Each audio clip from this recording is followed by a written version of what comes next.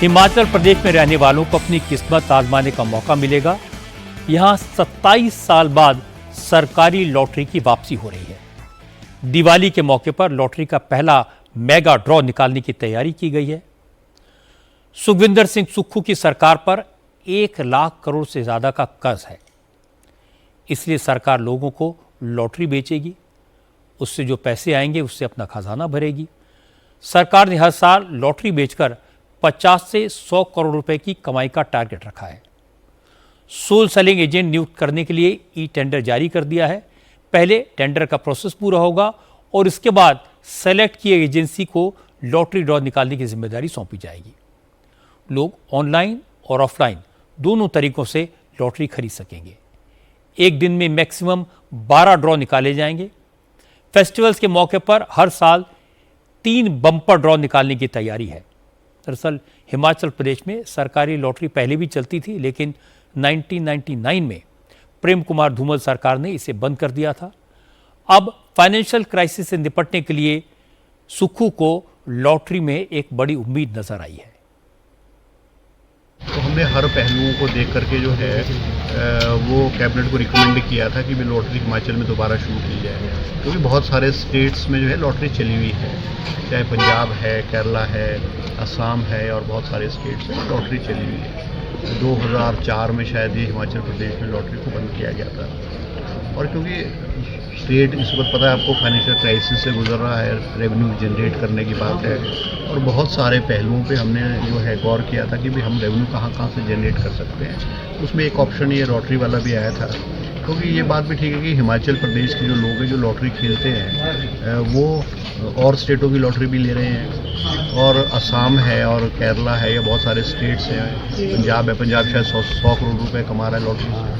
तो हमने भी ये उचित समझा कि हिमाचल प्रदेश में भी जो दोबारा से लॉटरी को शुरू किया जाए, और उसके पैरामीटर्स जो हैं वो हमने तय किए हैं। वो 100-150 करोड़ तक है लॉटरी से हम हिमाचल से। बीजेपी ने लॉटरी शुरू करने के फैसले का विरोध शुरू कर दिया। हिमाचल प्रदेश के leader of opposition Jairam Thakur ने कहा कि सुक्खू सरकार अपनी जेब भरने के लिए लोगों को बर्बादी की तरफ धकेलना चाहते हैं। जयराम ठाकुर ने कहा कि लॉटरी एक नशा है जिसकी लत लगने से लोगों के घर तबाह होते हैं, सब कुछ दांव पर लग जाता है।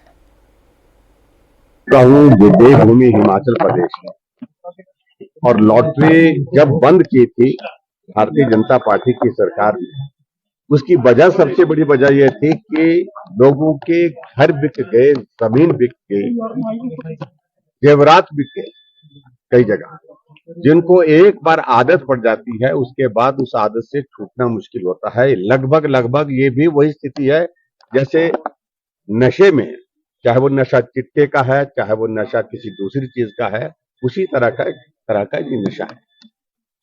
और इस लत में कोई आदमी अगर लग जाता है तो उसे मालूम नहीं पड़ता कि वो कितना नुकसान कर रहा है। तीसरी बात कहनी है, अगर बात करें आर्थिक हालात कुछ लोगों के ही सुधरेंगे, और जो लोग इस लॉटरी को जबरदस्ती लाने की यहां पर कोशिश कर रहे हैं, उसकी वजह यह है जिस कंपनी को, जिन लोगों को ये लॉटरी दी जा रही है, जिस प्रकार से इसका प्रावधान वो करने की कोशिश कर रहे हैं, उसके पीछे जो है वो सारी बातें आने वाले समय में जांच का विषय बनेगी। लॉटरी पर विवाद खड़ा हुआ तो चीफ मिनिस्टर सुखविंदर सुक्खू सामने आए। उन्होंने लॉटरी को किस्मत का खेल बताया।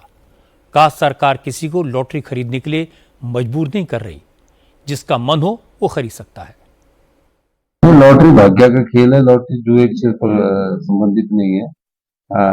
वो कोई फोर्स नहीं है कि किसी को लॉटरी का टिकट खरीदना पड़ेगा। जिसकी इच्छा है, जिसकी चाहत होगी वो लॉटरी ले, जिसकी इच्छा नहीं होगी, जिसकी चाहत नहीं होगी वो लॉटरी ना ले। इस प्रकार उन्होंने बात की है, उनके लेटर पर भी, चाहे प्रतिपक्ष है उसके लेटर पर भी गौर किया जाएगा कि किन मुद्दों को लेकर उन्होंने बात की। सुखविंदर सिंह सुक्खू की क्वालिटी है कि वो हर बात को सिंप्लीफाई करके बताते हैं। लॉटरी को उन्होंने किस्मत का खेल बता दिया, लेकिन लॉटरी का एक इतिहास है। ज्यादातर राज्यों ने लॉटरी इसीलिए बंद की थी क्योंकि लोगों को इसकी लत लग जाती है, घर परिवार बर्बाद हो जाते हैं। अभी थोड़े दिन पहले सरकार ने मनी ट्रांजैक्शंस करने वाले ऑनलाइन गेम्स को इसीलिए बंद किया था। सुक्खू की नीयत ठीक हो सकती है, राज्य की ज़रूरत भी हो सकती है, लेकिन जहां सिर्फ किस्मत से पैसा आता है वहां तबाही का खतरा तो होता है।